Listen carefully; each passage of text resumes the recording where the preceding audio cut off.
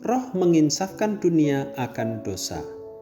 Yohanes pasal 16 ayat yang ke-8 berkata, dan kalau ia datang, ia akan menginsafkan dunia akan dosa, kebenaran, dan penghakiman.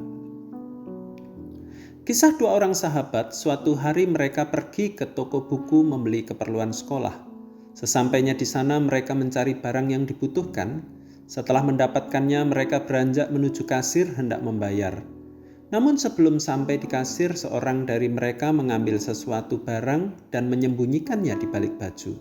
Sahabatnya yang melihat kejadian itu mendekatinya, kemudian menasehati dengan penuh kasih, dan akhirnya ia sadar dan bertobat. Dalam beberapa kesempatan mungkin sahabatnya ada bersamanya dan menegur kesalahan dan dosanya. Namun kenyataannya tidak mungkin sahabat itu senantiasa selalu hadir dan ada bersama dirinya serta menegur ketika melakukan kesalahan. Alkitab memberitahukan bahwa salah satu pekerjaan Roh Kudus yaitu menginsafkan dunia akan dosa. Tuhan Yesus memberitahukan kepada para murid mengenai pekerjaan Roh Kudus, yaitu kalau ia datang, ia akan menginsafkan dunia akan dosa, kebenaran, dan penghakiman.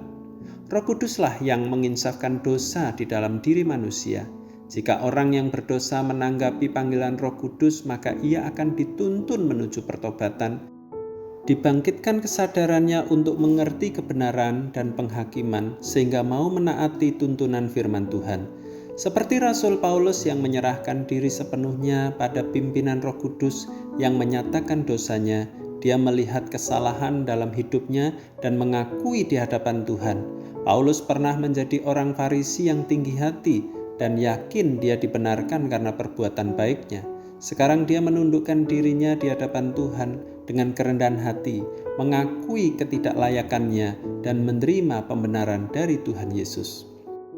Bersyukurlah kepada Yesus dengan kenaikannya ke surga, Ia telah mengutus Roh Kudus untuk menyertai kita.